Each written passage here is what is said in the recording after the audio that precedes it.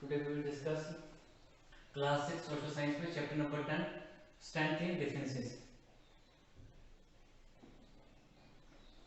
तो अगर strength in differences की शुरुआत करें कि जितनी बड़ी strength होगी, देखो इंडियन नेशन में इतने सारे कल्चर्स, इतने सारे रीजन्स हैं, इतने सारे डिफरेंसेस हमारे बीच में, लेकिन हम एक यूनाइट नेशन की तरह रहे हैं कि हमेशा ही हमने यूनाइट होकर रहे हैं।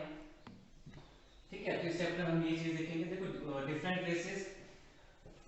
रेसेस से शुरुआत करें। रेसेस, देखो रेस अगर हम बोले कि what do mean by race, देखो रेस वो वाली रेस नहीं कि जो हम रन कर रहे हैं, भाग रहे हैं, वो वाली नहीं। हम बात कर रहे हैं जो स्किन कलर और टेक्सचर पे जो कि डिवाइड की गई है। जैसे डिफरेंट रेसेस कौन कौन सी हैं, देखो रेसेस अगर हम सिंगल किसी एक रेस को लें हम, तो ऐसा वो ग्रुप होता है जिसमें certain type of similar characteristics होते हैं। ठीक है, उसको हम एक रेस बोलते हैं। अब सिमिलर कैरेक्टरिस्टिक्स कौन कौन से होते हैं वो, जैसे किसी का स्किन कलर सेम है, ठीक है, किसी का फेशियल फीचर सेम है, जो उसकी फिजिकल बिल्ड है तो वो सेम हो, तो हम उसको एक रेस के बोलते हैं। जैसे हम बात करें अब हम कि जैसे यूरोपियंस हैं तो वो मैक्सिमम जितने भी ये सब बिल्कुल वाइट होते हैं, ठीक है, बिल्कुल गोरे होते हैं यूरोपियंस की बात करें। और अगर अफ्रीकन की बात करें तो बिल्कुल ब्लैक्स होते हैं, निग्रोइड्स बोलते हैं उनको। ठीक है, तो वो वाली रेस की बात कर रहा हूँ मैं। ठीक है, तो अब रेस को कैसे डिफाइन करेंगे हम कि race means a group of some people sharing certain characteristics such as skin colour, facial structure, physical body और स्किन टोन। ठीक है, जो भी होगा स्किन टोन। अब उसमें देखो, अब हम देखेंगे रेसेस, हमें देखेंगे रेसेस के। अब डिफरेंट रेसेस कौन कौन सी हैं, ठीक है, तो 4 रेसेस जो मेनली हैं इंडिया में, तो कहते हैं कि 4 रेसेस जो इंडिया में है वो है सबसे पहले Indo Aryans, Dravidians, Sino Tibetans, Tibetans and Australoids. ठीक है, जो फर्स्ट वाली है इंडो आर्यंस, ये मैक्सिमम हमारे नॉर्थ में है, नॉर्थ में होती है, सेंट्रल नॉर्थ में और नॉर्थ वेस्टर्न रीजन जो हमारे। ठीक है, इंडिया कंट्री को हम ऐसे ले लें, अगर इंडिया कंट्री को अगर हम ऐसे ले लें होंगे, ठीक है, तो ये वाला जो पोर्शन है यहाँ से कह रहे हैं, ये जो पोर्शन है ये वाली हमारी इंडो आर्यंस है। ठीक है, द्रविडियंस जो साउथ वाली है। ठीक है, आपने ऐसे याद रखना है, देखो इंडो आर्यंस ये नॉर्थ और नॉर्थ वेस्टर्न में, द्रविडियंस ये साउथ में, साइनो-तिब्बतियंस ये हमारी ईस्ट में, और ऑस्ट्रोलाइट्स ये आती हैं छोटा नागपुर और छत्तीसगढ़ में। ठीक है, जो छोटा नागपुर प्लेटू है वहां पे और छत्तीसगढ़ स्टेट में कौन सी आती है, ऑस्ट्रोलाइट्स। ठीक है, ये नॉर्थ हो गया, ये साउथ हो गया, ये ईस्ट हो गया। ठीक है, और ये छोटा नागपुर प्लेट छत्तीसगढ़, इसको हम रीजन में कह सकते हैं इसको। ठीक है, तो different 4 types of different races हैं इंडिया में, Indo Aryans, Dravidians, Sino Tibetans and Australoids. Australoids कहां पे, छोटा नागपुर एंड छत्तीसगढ़। और अगर हम रेस की बात करें तो रेस क्या है कि ऐसा ग्रुप ऑफ पीपल होगा जो कि some certain type of common characteristics आपस में शेयर करें, जैसे स्किन कलर हो गया, फिजिकल शेप होगी। ठीक है, उसके बाद नेक्स्ट टॉपिक है हमारा, अब साथ ही साथ में डिफरेंट कल्चर्स ऑफ इंडिया। ठीक है, अब इंडिया नेशन जब इतनी बड़ी कंट्री है, हमारे इंडिया में डिफरेंट टाइप्स ऑफ कल्चर है, डिफरेंट टाइप ऑफ रिलीजन्स हैं। ठीक है, जिस तरह से रिलीजन्स हैं हमारे जैसे के 4 टाइप की रेसेस हुई, डिफरेंट अब रिलीजन्स 4 है हमारे पास, जैसे Hinduism, Islam, Sikhism, Christianity, Buddhism, Jainism, Zoroastrian and Judaism. ठीक है, इतने सारे रिलीजियंस हैं हमारे, तो सबका अपना अपना कल्चर डिफरेंट ही होगा। ठीक है, अब इसमें भी बात करें हम हिंदुइज्म में बात करें तो हिंदुइज्म में भी इतने सारे रिलीजियंस हैं, इतने सारे कास्ट बनाए गए हैं कि उनके सबके अपने अपने कल्चर्स हैं। इस्लाम में हम तो कह सकते हैं शिया और सुन्नी के, सिखिज्म में एक ही आएगा, क्रिश्चियनिटी में भी एक दो रख लो आप, ठीक है, बुद्धिज्म में एक रख लो। तो कहने का मतलब ये है कि रीजन्स में भी डिफरेंस है, रीजन्स में भी डिफरेंस है। जैसे हिंदुइज्म में काफी सारे कल्चर्स हैं, ठीक है, तो इंडिया में काफी सारे कल्चर्स भी हैं। क्यों, क्योंकि इंडिया में डिफरेंट टाइप्स ऑफ रिलीजन्स हैं, उनके सबके अपने अपने कल्चर्स हैं। और जैसे अगर हिंदुइज्म की, अगर हिंदू की बात करें तो हिंदू सोसाइटी में भी बहुत सारे ऐसे कल्चर्स हैं, बहुत सारे ऐसे पीपल्स हैं जिनके अपने अपने कल्चर्स हैं। ठीक है, जैसे कि बात करें, जैसे माउंटेन्स की बात करें तो माउंटेन्स की जो पीपल है उनका कल्चर अलग है, जो प्लेन वाले हैं उनका अलग है, जो साउथ वाले हैं उनका बिल्कुल अलग है। जैसे बात करेंगे अगर हम जैसे इडली और सांभर की बात, तो मैक्सिमम पहले नॉर्थ साउथ में था वो, लेकिन अब इतना फेमस हो गया कि नॉर्थ में, ईस्ट में कहीं भी चले जाओ, फॉरेन कंट्रीज में वहाँ पे भी आपको इडली और सांभर आपको मिलेगा खाने के लिए आपको। ठीक है, वैसे नॉर्थ की डिशेज हैं वो भी आपको मिलेंगी। वो क्या है, अब जो कल्चर है हमारा वो मिक्सअप हो गया है। तो कहने की बात ये है कि इंडिया में डिफरेंट टाइप्स ऑफ कल्चर्स है। वो कल्चर्स किस किस चीज पे डिपेंड करता है, जो हमारे थॉट्स हैं, जो हमारे बिलीफ हैं, जो हमारे कस्टम्स हैं, हमारे रिचुअल्स हैं, इस पे जो कल्चर्स हैं हर रिलीजन के, हर पीपल का वो बेस करता है। किस किस पे बेस करता है, डिफरेंट कल्चर्स ऑफ इंडिया के, ठीक है, थॉट्स में, बिलीफ, कस्टम्स एंड रिचुअल्स। उसी में डिफरेंट रिलीजन मैंने आपको पहले बता दिया। इंडिया में रिलीजन भी काफी डिफरेंट है, Hinduism, Islam, Sikhism, Christianity, Buddhism, Jainism, Zoroastrian and Judaism. ठीक है, हिंदू में भी अलग से कुछ है। हिंदुइज्म में क्या है, हिंदू में जो कास्ट है उसमें डिवाइड किया गया है। ठीक है, जैसे क्षत्रिय होगी, ब्राह्मण्स हो गए, शूद्र और वैश्य हो गए, उसमें डिवाइड करके उनके भी अपने अपने कल्चर्स हैं। ठीक है, अब लोअर कास्ट की बात करें, एससी एसटी की बात करें, तो उसमें भी कल्चर्स अलग अलग है। ठीक है, जो छत्तीसगढ़ के जो एससी और एसटी होंगे उनका कल्चर अलग है, और जो नॉर्थ वाले एससी एसटी होंगे उनका कल्चर अलग है। जो राजपूत नॉर्थ के हैं उनका कल्चर बिल्कुल अलग है, जो मिडिल में आएंगे उनका कल्चर थोड़ा अलग है। जैसे राजस्थान के उनका अलग है, जो नॉर्थ साइड के जितने हैं उनका भी अलग है कल्चर। ठीक है, हमने ये देख लिया। अब उसका डिफरेंट है, जैसे डिफरेंट रिलीजन्स हैं, ठीक है, जैसे बहुत सारे रेसेस हैं तो उनके क्या है, अपने उनके डिफरेंट लैंग्वेजेस भी हैं, सबकी अपनी अपनी ड्रेसेस है। जैसे नॉर्थ वालों की ड्रेसेस अलग है, साउथ वालों की अलग है, सेंट्रल वालों की अलग है, सबकी अपनी अपनी ड्रेसेस है, सबकी अपनी अपनी लैंग्वेज है। जैसे आप मैं बात करूँ, देखो इंडियन कंट्री में देखो जो हमारी टंग लैंग्वेज है, उसको मातृभाषा होता है वो हिंदी रखी है, क्योंकि ऑफिशियल में इंग्लिश वर्क करती है। ठीक है, जो कोर्ट की प्रोसीडिंग्स होती है मैक्सिमम वो सुप्रीम कोर्ट की बात करें तो, या हाई कोर्ट की मैक्सिमम इंग्लिश में रखी है वो। ठीक है, तो वैसे लैंग्वेज की बात करें, जब मैं अपनी बात करूं तो मैं हिमाचल से हूं, तो मेरी जो है वो कावड़ी लैंग्वेज हो। ठीक है, वैसे अगर सिमोर सिमोरी अलग है, अगर आप पंजाब चले जाओ तो वहाँ पे पंजाबी है।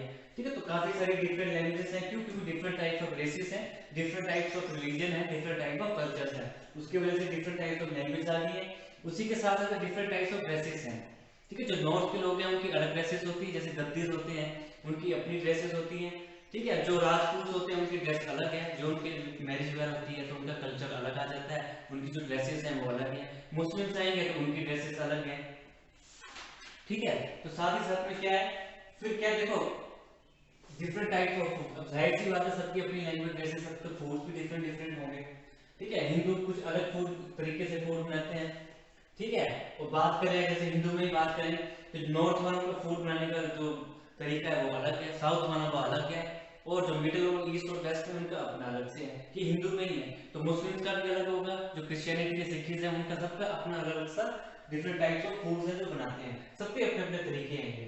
लेकिन फिर भी लास्ट में यही बात है कि इतने सारे कल्चर्स, इतने सारे रिलीजन्स, जैसे इतने सारे डिफरेंट, लेकिन इंडियन कंट्री बिल्कुल यूनाइट है, जिसको हम कहते हैं यूनिटी इन डाइवर्सिटी। ठीक है, इतनी सारी डाइवर्सिटी है और लेकिन सब के सब यूनाइट होकर रहते हैं। इंडिया की सबसे बड़ी खासियत यही है, पूरे वर्ल्ड में मिसाइल है इसकी, इंडियन कंट्री की सारी वेरिएशंस है लेकिन फिर भी ये यूनाइट होकर रहती है, इसलिए इंडिया जो फेमस पूरे वर्ल्ड में फेमस है। ठीक है, उसके साथ ही बात करेंगे नेक्स्ट डाइवर्सिटी। देखो डाइवर्सिटी हम कहाँ से आता है, कि किस तरह से ये सब अलग अलग से है। तो वेरिएशन से उनकी अपनी फूड की हैबिट्स अलग होंगी, उनके अपने कल्चर्स होंगे, अपने डिफरेंस होंगे, रीजन के रिलीजियस के अपने डिफरेंस होंगे, बैकग्राउंड उनका अलग होगा। इसमें जो उनकी ड्रेसेस है वो अलग होंगी। ठीक है, अपने अपने कस्टम, अपने अपने रिचुअल सबके अलग अलग से होंगे। देखो जैसे मुस्लिम्स की बात करें, जब किसी की डेथ हो जाती है तो उसको बरीड करते हैं, क्रिश्चियनिटी वाले बर्ड बरीड करते हैं, लेकिन जो हिंदुइज्म वाले हैं, जो हिंदू वाले हैं वो क्या करते हैं, वो बर्न करते हैं। ठीक है, तो सबके अपने अपने अलग अलग से चीजें हैं, लेकिन कहने की बात ये कि पूरे ही यूनाइट होकर रहते हैं, पूरी इंडियन कंट्री। ठीक है, तो इसलिए कहते हैं कि यूनिटी इन डाइवर्सिटी।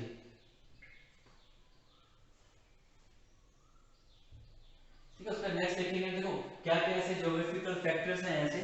ठीक है, जो कि काफी, क्योंकि इतनी सारी डाइवर्सिटी है इंडिया में तो उसके कुछ ना कुछ ज्योग्राफिकल फैक्टर्स भी होंगे। ठीक है, उसको हम सीक्वेंस वाइज में करेंगे कि किस किस फैक्टर की वजह से ये इतने सारे डिफरेंसेस आए हैं। सबसे पहले देखेंगे माउंटेन्स। देखो माउंटेन्स में जो पीपल रहेंगे तो उनका जो ड्रेस पहनने का तरीका होगा, देखो मैक्सिमम वार्म कपड़े पहनेंगे वो। ठीक है, थोड़े फिट भी होंगे क्योंकि वो थोड़े चढ़ाई पे रहते हैं। ठीक है, तो इतने सारे हिली एरियाज में रहते हैं तो बार बार जब ऊपर नीचे मूव करते हैं हम, ठीक है, तो उनका अपना तो उनकी फिजिकल फिटनेस वैसी होगी उनकी। ठीक है, उस टाइप के प्लांट्स होंगे माउंटेन्स में, उस टाइप के एनिमल्स होंगे उसमें। ठीक है, माउंटेन्स में, लेकिन जो प्लेन्स में होंगे वो डिफरेंट टाइप्स ऑफ एनिमल्स कुछ होंगे, थोड़े से सेम होंगे, लेकिन मैक्सिमम जो है वो भी डिफरेंट होंगे। ठीक है। जो माउंटेनियस रीजन्स होते हैं जैसे इसकी बात करें तो ये हाई एल्टीट्यूड में होते हैं ये, ठीक है। साथ ही साथ में यहाँ पर जितना डेजर्ट होता है, देखो कोल्ड डेजर्ट होंगे ये, जैसे अगर लेह लद्दाख चले जाओ तो वहाँ कोल्ड डेजर्ट है, ठीक है, जहाँ पर की रेनफॉल बहुत कम होता है वहाँ पे। तो साथ ही साथ में काफी डिफरेंट टाइप्स की ऑफ वेजिटेशन होगी, ठीक है। जो फार्मिंग करने का तरीका होगा वो अलग होगा, जैसे कि वहाँ पर स्टेप फार्मिंग टेरेस फार्मिंग होती है माउंटेन्स में, लेकिन प्लेन्स में वो स्टेप फार्मिंग नहीं होगी वो, ठीक है, वो सिर्फ माउंटेन्स में होगी। प्लेन्स में जो कि बिल्कुल नॉर्मल फार्मिंग होगी।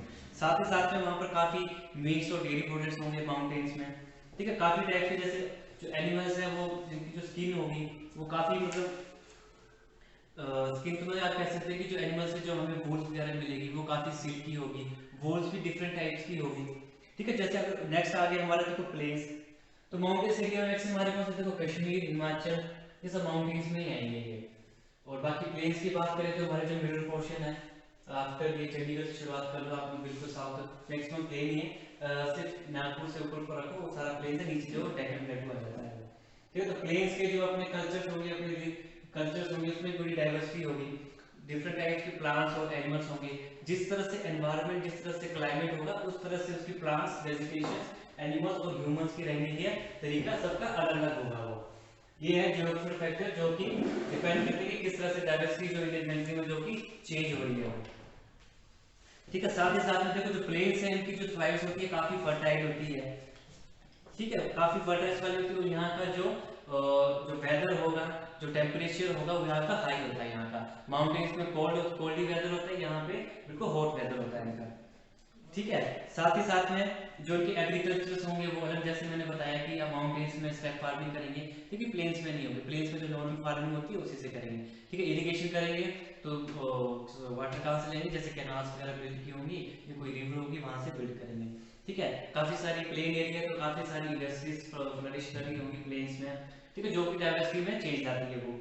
वैसे वैसे काफी फर्टाइल सॉइल है, तो जो एरिया होगा काफी जो पीपल्स होंगे काफी पॉपुलेटेड वाला एरिया होगा, क्योंकि सॉइल फर्टाइल है तो मैक्सिमम जहाँ फर्टिलिटी ज्यादा सॉइल की जो लोग हैं वो ज्यादा आकर रहेंगे वहाँ पे। लेकिन माउंटेन्स में ऐसा नहीं होगा, माउंटेन्स में जो घर होते हैं काफी दूर दूर होते हैं, ठीक है। वैसे डेजर्ट में तो डेजर्ट वालों के जो इंडियन कंट्री का है, जैसे थार थार डेजर्ट है, तो उसकी जो डाइवर्सिटी, उसका जो टेम्परेचर एनवायरनमेंट होगा वो अलग से होगा, तो उसी के टाइप से वहाँ के पीपल्स के रहने का तरीका, पीपल के ड्रेसेस पहनने का, जो प्लांट्स एनिमल्स होंगे वो डिफरेंट टाइप के होंगे, ठीक है। जैसे डेजर्ट की बात करें तो वहाँ पे जितने भी प्लांट, जैसे कैक्टस प्लांट्स होंगे, ठीक है, तो वहाँ से प्लांट इस तरह से होते हैं कि जहाँ से जो वेपोरेशन है जो प्लांट्स का वो काफी कम हो, तो जो उनकी जो बाहर की आउटिंग लेयर होती है वो काफी बिल्कुल वो बिल्कुल स्क्रीन जैसी होती है, ठीक है, काफी इतनी होती है कि उससे मतलब पानी की जो है वाटर जल्दी एवेपोरेट नहीं होता है वहाँ से, ठीक है। काफी सारी प्लेट, ठीक है।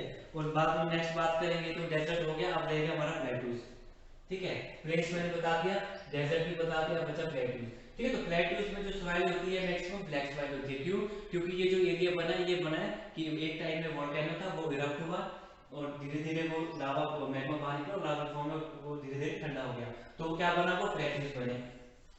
तो यहाँ की जो सॉइल होगी ब्लैक सॉइल होती है, तो यहाँ पे जो पीपल्स रहेंगे, ठीक है। तो जो प्लेन्स और प्लेटूज की बात करें तो इनका जो मैक्सिमम कल्चर, जो उनकी लाइफस्टाइल बिल्कुल थोड़ी सेम होगी, ज्यादा डिफरेंट नहीं होगा, मैक्सिमम जो है सेम ही होगी। लेकिन जो इनके जो क्लाइमेटिक कंडीशंस या लैंड होगी वो बिल्कुल अलग होगी, जैसे मैंने बताया कि वहाँ पे ब्लैक सॉइल की, क्यों, क्योंकि ये जो प्लेटू बना है ये वोल्केनिक इरप्शन से बना है, ठीक है। तो यहाँ पे क्या होगा, साथ ही साथ में यहाँ जो कॉटन होगी काफी अच्छी होगी, क्यों, क्योंकि ब्लैक सॉइल जो कॉटन के लिए काफी अच्छी होती है, तो काफी गुड क्वालिटी की कॉटन होगी, ठीक है। और साथ ही साथ में और यहाँ पर जितनी भी कॉटन ड्रेसेस होंगी बिल्कुल लाइट होगी, क्यों, क्योंकि जो कॉटन होगी बिल्कुल फाइन, बिल्कुल रिफाइंड टाइप होगी प्लेटू में, क्यों, क्योंकि वहाँ ब्लैक सॉइल होती है मैक्सिमम, इसलिए वहाँ पे जो कॉटन की प्रोडक्शन है वो इजिली चलती है, तो बिल्कुल फाइन क्वालिटी ऑफ कॉटन होती है, ठीक है। यहाँ पे जो देखो समर्स होंगे वो हॉट होंगे, और जो कोल्ड होंगे जो विंटर्स होंगे बिल्कुल माइल्ड होंगे, विंटर्स होंगे ठंड होगी लेकिन ज्यादा ठंड नहीं होगी प्लेटूज में, ठीक है। इसलिए हम देखते हैं कि अगर आप नॉर्थ के लोग अगर जनवरी फरवरी मंथ में अगर नीचे साउथ में चले तो मैक्सिमम लोग वहाँ पे एक सिंगल स्वेटर या टी शर्ट में चले तो जब धूप लगती है वहाँ पे, लेकिन नॉर्थ में ऐसा नहीं, तो नॉर्थ में तो बिल्कुल बिल्कुल चादर जो और कैसे बिल्कुल स्नो गिर रही होती है तो बिल्कुल जैकेट जो पहने बिल्कुल पैक हुए होते हैं वो, फिर क्यों, क्योंकि जो डिफरेंट टाइप्स की जो क्लाइमेट कंडीशन है बिल्कुल बिल्कुल वो डिफरेंट डिफरेंस है। वैसे बात करेंगे जैसे कि कोस्टल प्लेन्स आ गए, ठीक है। तो कोस्टल प्लेन्स की भी जो अपनी वेजिटेशन होगी, जो एनिमल्स होंगे, प्लांट्स होंगे, बिल्कुल डिफरेंट होंगे वो। ये सारे के सारे जियोग्राफिक फैक्टर्स हैं जिससे कि ह्यूमंस के रहने की जो कि डाइवर्सिटी है, रीजन है, वो सब के सब अलग हो रहे हैं, क्योंकि जियोग्राफिक फैक्टर्स ऐसे मेन है जो कि डिफरेंट टाइप्स ऑफ कल्चर, ठीक है, डिफरेंट टाइप्स ऑफ कल्चर और जो लैंग्वेज, सॉरी लैंग्वेज में कहीं जो ड्रेसेस पहनने का तरीका होगा वो बिल्कुल, या जो फूड हैबिट होगी वो बिल्कुल अलग होगी। ये सब जियोग्राफिकल फैक्टर्स की वजह से। और कौन कौन से फैक्टर्स हैं? माउंटेन, प्लेन्स, प्लेट्यूज, डेजर्ट और कोस्टल प्लेन्स। अब लास्ट आ गया कोस्टल प्लेन्स, ठीक है। तो कोस्टल प्लेन्स में मेनली नोइंग फॉर फिशिंग होगा, ठीक है। जो क्लॉथ होंगे बिल्कुल लाइट लाइट क्लॉथ पहनेंगे ये, ठीक है, जो सिल्की टाइप के पहनेंगे।